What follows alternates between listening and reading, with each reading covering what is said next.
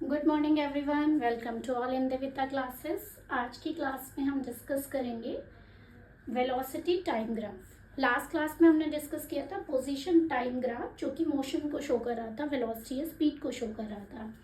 आज की क्लास में हम ग्राफिकल रिप्रेजेंटेशन, सबसे पहले तो वेलोसिटी और टाइम का देखेंगे, इसके बाद हम प्रूव करेंगे काइनेमैटिक्स इक्वेशंस को, जो आपकी 3 इक्वेशंस होती हैं, that is v is equal to U plus at first equation, s is equal to ut plus half at square second equation, third आपकी क्या होती है v square is equal to u square plus 2as। तो इन 3 equation को हमें graphically proof भी करना है। तो सबसे पहले हम ग्राफ समझ लें। पहला जो ग्राफ है वो वेलोसिटी टाइम ग्राफ है। एक इसमें स्ट्रेट लाइन खींची गई है। कल पोजीशन टाइम में भी यही ग्राफ था, वहां पे इस टाइप का ग्राफ पोजीशन, अगर हम यहाँ पे पोजीशन लेते और यहाँ टाइम लेते तो इस टाइप का ग्राफ शो कर रहा था कि ऑब्जेक्ट जो है वो रेस्ट कंडीशन में है। लेकिन वेलोसिटी में क्या है, देखो टाइम सेकेंड में, वेलोसिटी आपको पता है मीटर पर सेकेंड यूनिट होती है। 1 सेकेंड में कितना चला, 20 की स्पीड से ही चल रहा है। नेक्स्ट 2 सेकेंड में भी 20 की स्पीड से ही चल रहा है। 3 सेकेंड में भी 20 की स्पीड से ही चल रहा है। फोर्थ में भी सेम, फिफ्थ में भी सेम और सिक्स्थ में भी सेम।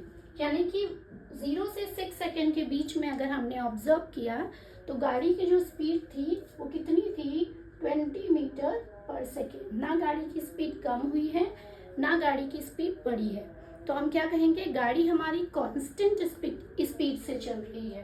तो यहाँ पे जो ग्राफ बनेगा वो होगा कांस्टेंट वेलोसिटी का। क्लियर। और जब वेलोसिटी कांस्टेंट होती है तो एक्सेलरेशन ऑटोमेटिक 0 हो जाता है, क्योंकि ना स्पीड बढ़ रही है ना स्पीड घट रही है, तो acceleration will be 0। Second graph, this is your second graph. ये फर्स्ट था।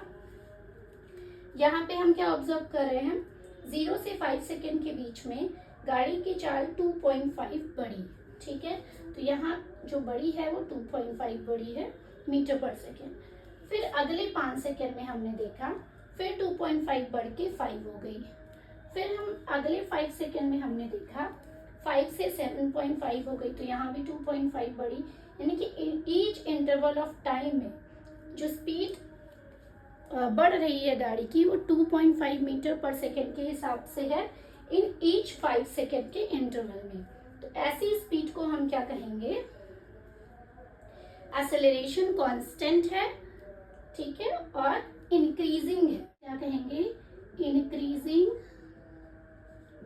Velocity constant acceleration.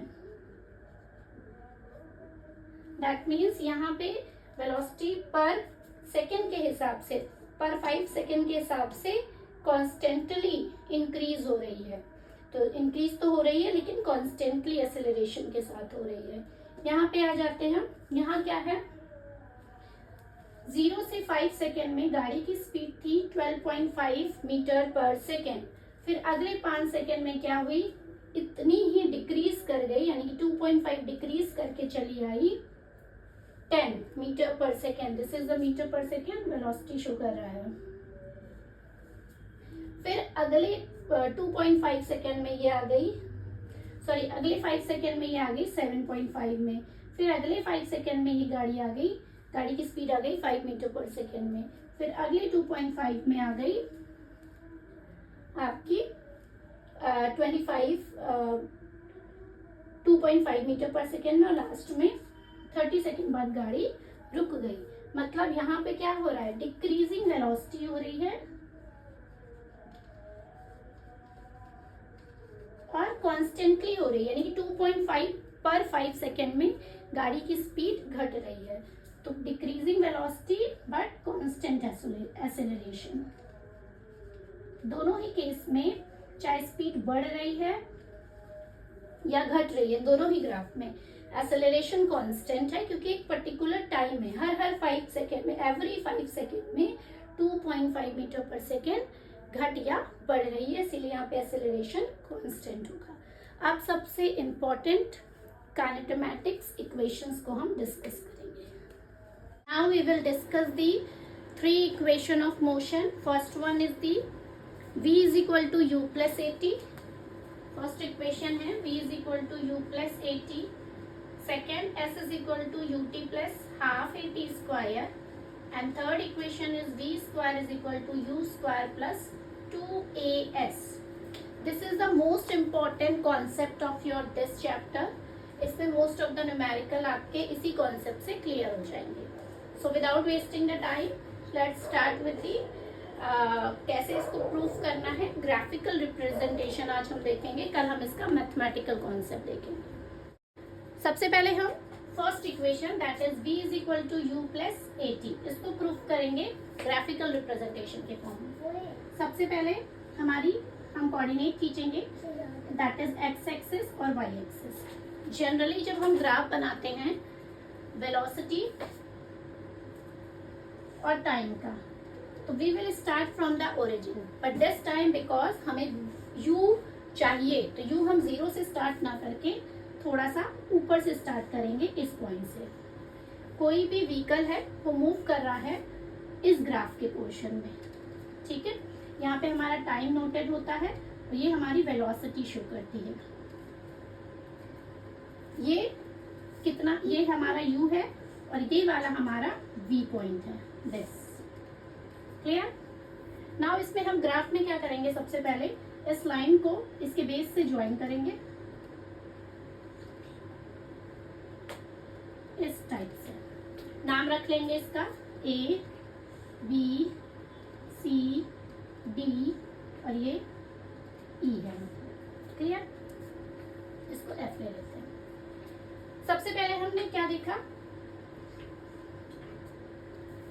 अब हमने इक्वेशन, तीनों इक्वेशन को प्रूफ करने के लिए हम दो चीजें यूज करेंगे. पहला स्लोप और दूसरा एरिया. फर्स्ट इक्वेशन में आपका स्लोप का फॉर्मूला यूज होगा और सेकेंड वाले फॉर्मूले, सेकेंड और थर्ड इक्वेशन में हम यूज करेंगे एरिया का फॉर्मूला. तो स्लोप होता क्या है, स्लोप होता है परपेंडिकुलर अपॉन बेस, जो आपने पाइथागोरस प्रमेय में पढ़ा है, that is perpendicular upon base. इस ग्राफ में हम क्या देखेंगे, अगर हम ये स्लोप निकालें, this slope, this is the slope, अगर हम इस स्लोप को निकालेंगे तो स्लोप क्या होता है, परपेंडिकुलर अपॉन बेस. परपेंडिकुलर मतलब जो भी उसमें लाइन खींची गई है जो 90 डिग्री का एंगल बना रहा है, दिस. तो हमारा परपेंडिकुलर क्या है, BC, और बेस क्या है, BA. स्लोप क्योंकि ये वेलोसिटी है और ये टाइम है, वेलोसिटी और टाइम का ग्राफ क्या शो करता है, it will show always acceleration. अब a is equal to, a क्या डिनोट कर रहा है, एक्सेलरेशन. BC हमारा ये है, BC की वैल्यू कितनी है, ये हमारा पूरा v था, ये हमारा u है. ठीक है, BC, मुझे अब BC की वैल्यू चाहिए. अगर मैं इस साइड देखूं, अगर मैं इस पूरे में से FD में से AF घटा दूं तो मुझे ये वाली वैल्यू मिल जाएगी, क्योंकि जो ये BC है किसके बराबर है, AD के बराबर है. क्लियर. और AD की वैल्यू अगर हम कैसे निकालेंगे, अगर मैं AD की वैल्यू निकालने के लिए अगर मैं DF में से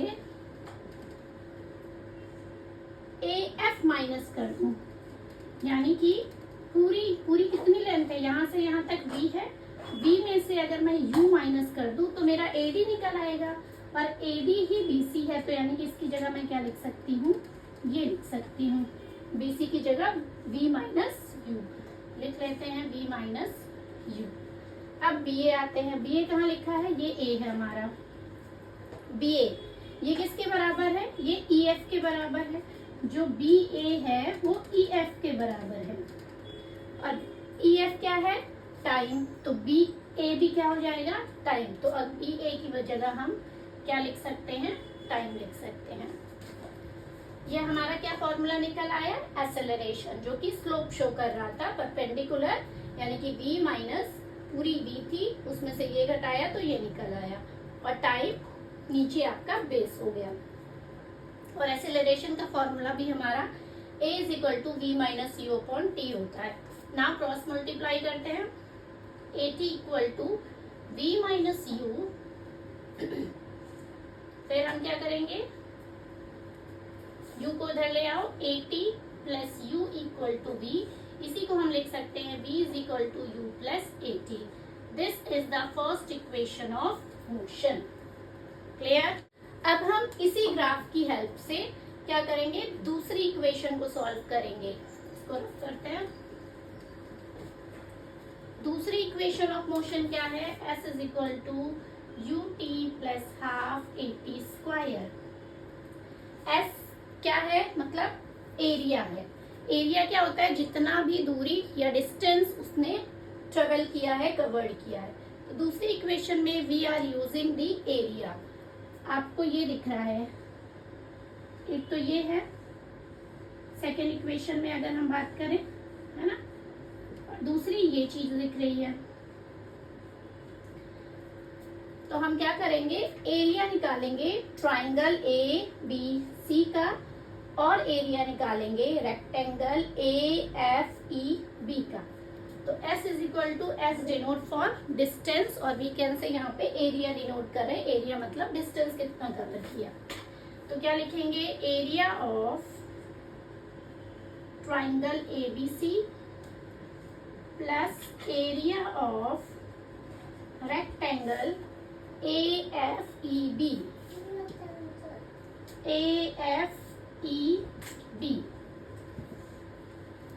एरिया ऑफ ट्राइंगल क्या होता है, हाफ बेस इनटू हाइट। तो हाफ बेस क्या है हमारा, बेस हमारा BA है, और हाइट हमारी क्या है, BC है, प्लस एरिया ऑफ रेक्टेंगल क्या होता है, लेंथ इनटू ब्रेथ। लेंथ क्या है, आपकी लेंथ क्या हो जाएगी, AB मान लो, और ब्रेथ हो जाएगी AF। क्लियर? चाहे आप AB मानो, A या FE मानो, एक ही मानोगे, L इंटू B होता है। उसके बाद हम BA के प्लेस पे क्या रख देंगे, BA यहाँ पे ऑलरेडी फर्स्ट इक्वेशन में बताया था, that is BA equal to EF, और EF कितना है, ये हमारा T है। तो यहाँ हम T लिख देंगे। BC कहाँ पे है, ये BC कितना है, यहाँ से यहाँ तक की दूरी। BC निकालने के लिए हमने क्या किया था, इस पूरे में से FD में से FA को माइनस किया, तो हमारी BC की वैल्यू निकल आएगी, यानी कि DA की वैल्यू, और DA किसके बराबर है, BC के। तो यहाँ हम लिख लेंगे V माइनस U। उसके बाद AB कहाँ पे है, ये बेस की जगह हम अगेन T लिख देंगे, और AF यानी कि ये कितना है, ये हमारा U है। यहाँ से हमने चलना स्टार्ट किया था, from origin to this distance is U। Solve करेंगे अब इसको। अब हमें देखो सेकेंड इक्वेशन में V नहीं चाहिए, तो इस V को हटाने के लिए हम क्या करेंगे, सबसे पहले फर्स्ट, अभी हमने इक्वेशन पढ़ी थी A is equal to V minus U upon T। ये एक्सेलरेशन का फॉर्मूला था, या फर्स्ट इक्वेशन में भी सॉल्व करते हुए आया था। तो इसको अगर हम क्रॉस मल्टीप्लाई करेंगे तो क्या हो जाएगा, V minus U is equal to AT।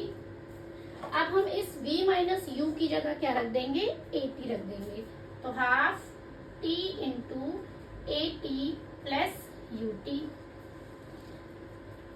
Multiply करो, S is equal to half AT square plus UT, यानी कि यही हो जाएगा S is equal to UT plus half AT square.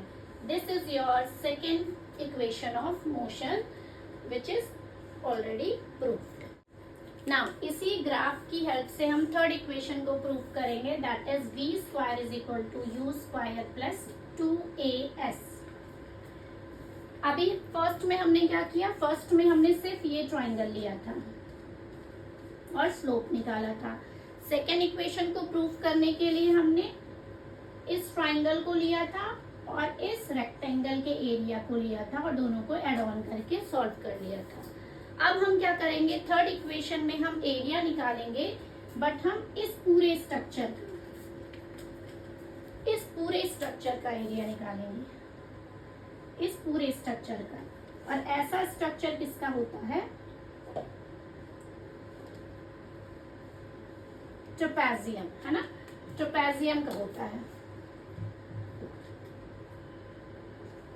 ये क्या है? ट्रेपेजियम। तो हम क्या लिखेंगे? S is equal to area of trapezium. कौन सा एरिया ट्रेपेजियम है? नाम रख देंगे ट्रेपेजियम का FACBE। ACBEF कोई भी नाम रख सकते हो, यहाँ से स्टार्ट करो, यहाँ से। तो नाम रखा ACBEF, ये ट्रेपेजियम का नाम हो गया। एरिया ऑफ ट्रेपेजियम का फॉर्मूला क्या होता है? Half sum of parallel side into height, ये फॉर्मूला होता है। और इसमें जो पैरेलल साइड्स होती हैं वो कौन सी है? एक पैरेलल साइड आपकी ये है और दूसरी आपकी ये है। तो यहाँ पे रख लो, पहली AF हो गई प्लस दूसरी आपकी पैरेलल साइड EC हो गई। हाइट क्या हो गई? ट्रेपेजियम में हाइट क्या होती है? ट्रेपेजियम में हाइट ये है आपकी, ये वाली हाइट लेंगे हम, ठीक है। ट्रेपेजियम में ये हाइट मानते हैं। तो हाइट हो गई आपकी AB। ठीक है, ट्रेपेजियम कैसे बनता है? Trapezium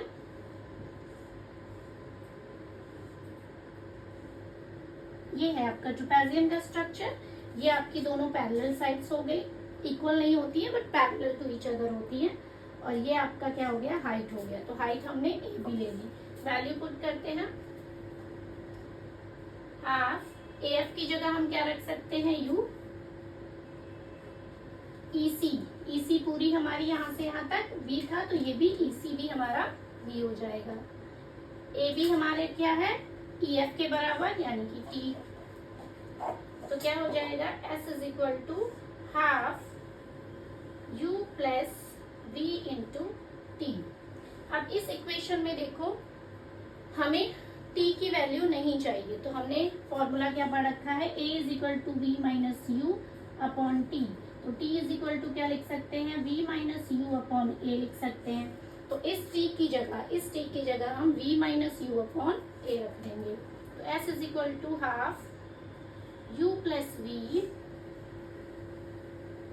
V minus U upon A। अब यहाँ पे U प्लस V है या V प्लस U का बात एक ही है, तो हम इसको V प्लस U लिख सकते हैं। और हमें पता है A plus B, A minus B identity क्या होती है? A square minus B square. तो यहाँ पे हमें वही दिख रहा है, V प्लस U और V माइनस U। तो यहाँ पे हम लिख सकते हैं A square minus B square मतलब V square minus U square. तो S इज इक्वल टू हो जाएगा half V square minus U square. ठीक है, अपॉन A तो चल ही रहा है, आप ऐसे लिख लेंगे। आगे सॉल्व करेंगे।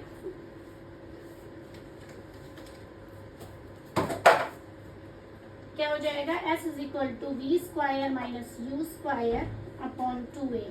Cross multiply 2AS equal to V square minus U square. और हमें सॉल्व क्या करना था?